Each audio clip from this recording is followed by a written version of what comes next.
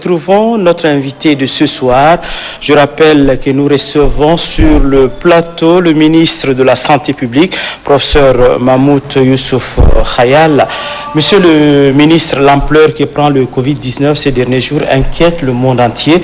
Et au Tchad, des mesures draconiennes sont prises pour éviter les risques de l'introduction sur le territoire national. Alors, dites-nous, comment ces mesures sont-elles mises en œuvre par les équipes déployées sur le terrain? Merci. Vous savez, depuis le 23 janvier, nous avons été informés avec le ministre de l'Aviation civile, par le ministre de l'Aviation civile, et avant même que l'OMS nous informe de se préparer, et là, automatiquement, du 23 au 27 janvier, nous nous sommes préparés, nous avons mis quatre équipes dynamiques avec tous nos partenaires. Le ministère de l'Aviation civile, le ministère de la Santé, de l'Intérieur et même de la Défense. Avec nos partenaires à leur tête, OMS, on a mis 3 commissions dynamiques et on a commencé à sensibiliser, à former, à faire la communication et à régler tous les petits problèmes. Notre inquiétude était comment faire pour avoir un laboratoire mobile. Et là, nos amis allemands, dans le cadre de la GE5, ont installé le laboratoire mobile d'une grande capacité de 3e génération. Et ensemble, nous avons sélectionné les jeunes et nous avons envoyé en Allemagne. Ils se sont préparés, ils étaient bien formés. Et au moment où nous avons eu les réactifs, Dieu merci, on a dit maintenant, on peut faire autre chose. Et là, nous nous sommes dit, il faut pour le moment commencer à travailler avec l'aéroport. Que le reste des choses, qu'on ne parle pas de ça, parce que en ces temps, le Cameroun, nos voisins n'ont pas eu de cas. Et à l'aéroport, on a commencé à sensibiliser d'abord et préparer les gens. Quand ils viennent, il faut les mettre en quarantaine. Nous avons signé une convention avec l'ambassade de Chine et on leur a dit, voici notre hôpital, on les a fait venir à l'hôpital de Farsha, ils l'ont visité. Mais nous n'avons pas la capacité de mettre tous les Chinois qui viennent en quarantaine chez nous. Et c'est comme ça qu'avec l'ambassadeur de Chine, nous sommes tombés d'accord. Il nous a invités à Djarmaya, il nous a montré un local que nous avons avec les techniciens de la santé. Nous avons trouvé que vraiment c'est un lieu idéal parce que s'il y a une climatisation centralisée, ça poserait un problème. Je ne vais pas rentrer dans le détail, mais les cas de bateaux japonais, beaucoup ont été contaminés par le fait que la climatisation était centralisée. Et comme nous sommes tombés d'accord, ils ont respecté à la lettre ce qui a été signé avec eux. Et ça nous a permis maintenant de faire face aux autres voyageurs. Donc nous les prenons, nous les amenons soit les confiner chez eux à la maison, avec un agent de la santé qui les visite 2 fois, 3 fois par jour, à prendre la température, à les sensibiliser. Surtout la sensibilisation a joué un rôle très important. On leur dit clairement, voici, on ne sait pas si vous êtes malade ou non. Et si vous faites gaffe, vous risquez de vous contaminer, pas seulement de mettre en danger votre vie, mais la vie de votre famille et la vie de la population tchadienne. Et ceux qui n'ont pas de place pour être confinés, celles dans la maison, on les a menés directement à l'hôpital de Farsha qui a une capacité d'une 20aine de places. Et là, ça nous a beaucoup sauvés. Ça, c'est le premier cas. Monsieur le ministre, la pandémie a déjà atteint certains pays frontaliers du Tchad, comme le Cameroun. Alors, comment faire pour éviter que cette maladie ne s'infiltre dans notre pays? Oui, après notre dernière rencontre du 9 mars, qui nous a regroupés tout autour du président dans le cadre de la journée du 24 qui a été reportée au 9, et il faut signaler qu'il faut bien souligner, clairement même, que le risque d'introduction de coronavirus dans notre pays est élevé. Et à travers ça, surtout à travers les voyageurs. Et c'est comme ça que le chef de l'État a voulu qu'on mette le plus rapidement possible une cellule de veille, dirigée même par le secrétaire général par le SGP, ministre d'État, et des ministres concernés, et élargie aux partenaires financiers et stratégiques, y compris certains ambassadeurs. Parce que nous devrons le plus rapidement possible mettre un plan de contingence, et dans le plan de contingence, voir tous les scénarios. Nous avons observé des scénarios Le scénario où le cas que nous vivons actuellement, il n'y a pas le virus. Et le deuxième scénario avec plusieurs matrices. Si on a le cas d'un cas maîtrisé que nous le connaissons, un voyageur qui est venu au moment où il est en quarantaine, le cas a déclenché. Un autre cas que nous n'avons pas maîtrisé, le grand hasard a voulu que ce soit dans un coin au Tchambena ou à l'intérieur, comment se prendre. Le troisième cas, quand c'est élargi, et tous les scénarios ont été étudiés avec toutes les matrices. Et là, maintenant, nous avons mis un plan avec une enveloppe bien définie et qui est bien fait. Ce plan-là a bien précisé les priorités. Et dans les priorités, encore de priorités, et nous avons pris en compte tout. À l'heure actuelle, à l'heure où je vous parle, la communication joue un rôle très important. La sensibilisation, la formation et la préparation à un jour J qu'on aura maintenant un de ces virus chez nous. Et tout ça, ça a été préparé. Monsieur le ministre, vous avez parlé du confinement. Est-ce que la prise en charge, c'est aussi inclus dans le confinement? Oui, pour le moment, la prise en charge est comprise. Tout ce que nous avons mis à Farcha, nous les prenons en charge. Tous ceux qui ont eu des problèmes, où les médecins nous ont envoyés pour diagnostiquer, nous les prenons en charge. Nous relevons ce qu'il faut, nous envoyons ça au laboratoire mobile qui est d'une capacité extraordinaire, 96 par jour. Il peut faire 96 analyses par jour. Nous les prenons en charge jusqu'à ce que nous leur donnons maintenant le résultat, négatif ou positif. Je vous avoue, hier, de 16h jusqu'à 7h du matin, nos jeunes sont en train de travailler. Le laboratoire fonctionne 24 sur 24 avec deux équipes. Une équipe de 12 heures qui se relève de 12 heures. Je vais vous donner seulement l'exemple d'hier. De 16h à 7h du matin, nous avons eu 2 Américains. Nous avons eu 2 Français.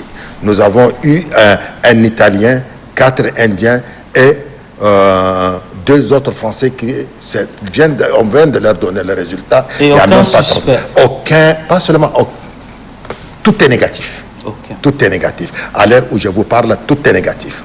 Nous avons eu 2 cas qu'on vient de nous informer et nous avons déjà dépêché le laboratoire mobile à Bangor et à Moundou.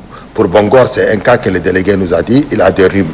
Et sur ce point-là, on ne perd pas du temps, on descend automatiquement. L'exemple, hier, on nous a dit à Mao, il y a un cas d'un Allemand qui est venu il y a 3 semaines, mais il a des toux. Nous sommes partis, on a relevé, on a donné le résultat à 4 h du matin, il n'a rien. Celui de Mondou, on fait... Justement, monsieur le ministre, que dites-vous de cet intox sur les 2 cas enregistrés à Mondou? Ça nous a fait beaucoup rire. Imaginez d'abord, ils ne sont pas des Américains. Un est algérien et le deuxième est tchadien. Ils sont en très bonne santé d'après le délégué. On l'a appelé, il les a mis en quarantaine à 35 km de Moundou. Et là, il nous a informé, je l'ai dit ici, on n'a pas besoin de commettre des erreurs. Le laboratoire mobile va se déplacer et là ils sont en route pour Moundou, pour Doba et Moundou. 2 équipes. Une équipe va s'arrêter à Bangor, pardon, c'est pas Doba, mais Bangor, et une autre équipe continuera jusqu'à Moundou. Ils vont prélever et nous apporter maintenant les échantillons. Nous allons les diagnostiquer, les analyser et donner les résultats. Et c'est dans l'intérêt, dans notre intérêt commun et dans l'intérêt même des patients. Donc ici, il ne faut pas s'alarmer. Il ne faut pas raconter des bêtises. Ici, il faut être serein. Et tant qu'il n'y a pas le résultat de laboratoire, il faut le mettre dans le cas de suspect. Ok, à part la fermeture de l'aéroport international à Santiamouz, quelles sont les autres mesures qui sont en vue? D'abord, le communiqué a pris en compte à 6 mesures. Sur les 6 mesures, nous avons pris une mesure par rapport aux 50 personnes ne peuvent pas se retrouver ensemble. Ça, je crois ça a été retiré. Ça a été retiré parce que nous n'avons pas analysé au fond et c'était vraiment tard dans la nuit que nous avons compris. Mais le matin, on a dit il faut retirer ces points-là. Le point le plus important maintenant, il faut sensibiliser, il faut communiquer, il faut transmettre à l'homme tchadien que la chose la plus importante, c'est de se nettoyer. L'hygiène joue un rôle très important. Et là, regardez le cas du Tchad. Quand on veut manger, on ne se lave pas les mains.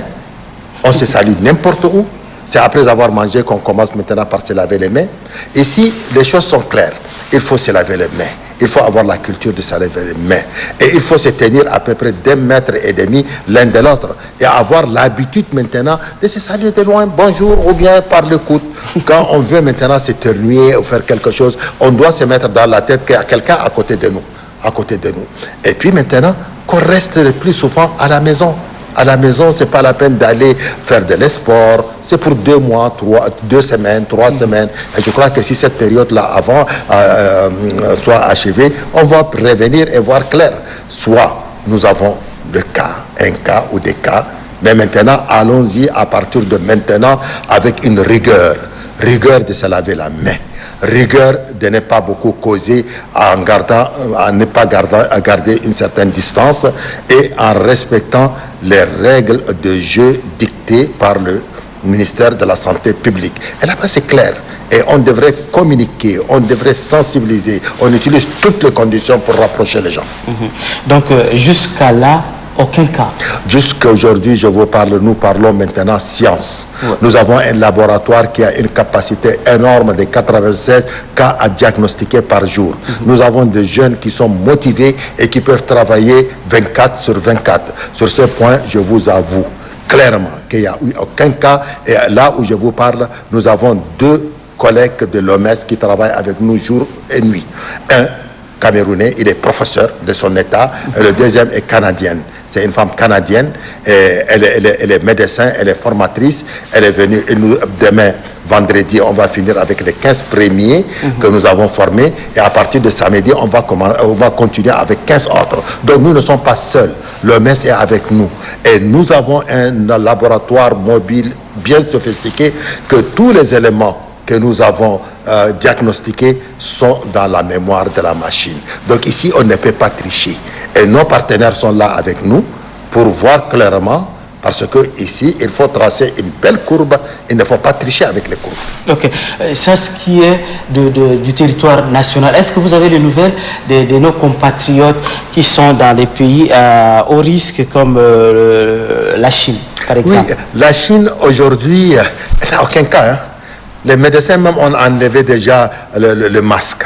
La Chine aujourd'hui a eu son point critique, c'est-à-dire son pic, et puis maintenant ils se sont complètement affaissés à 4 et aujourd'hui pratiquement ils n'ont rien. Ce qui est sûr, aucun Tchadien en Chine n'a été infecté par ce virus. Même ailleurs, à notre connaissance, jusqu'aujourd'hui, nous n'avons pas écouté. Aucun cas d'un Tchadien où il se trouve, nous n'avons pas appris ça parce que les affaires étrangères, nous travaillons la main dans la main et ils font partie de la commission de la cellule de veille.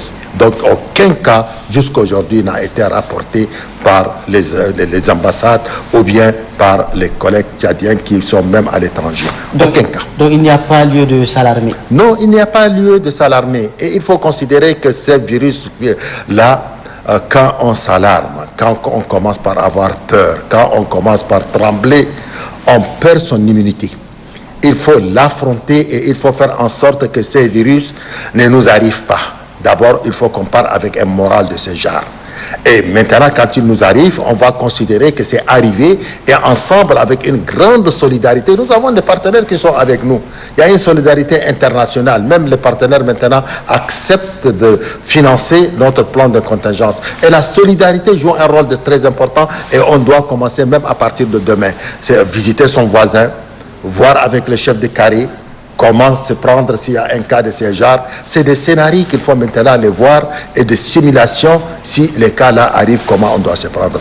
Garder le moral et dire que ça ne nous arriverait jamais. On travaille dans ce sens. Je crois que c'est pas très pessimiste ou c'est pas trop de l'optimisme, mais soyons des êtres humains normaux et affrontons les dangers si vraiment ça arrive. J'espère que votre message est plus que passé.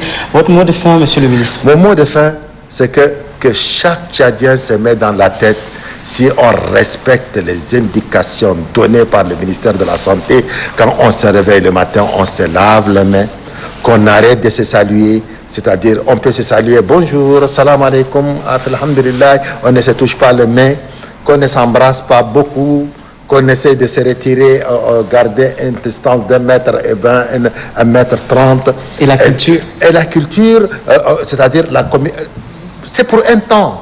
C'est pour un temps.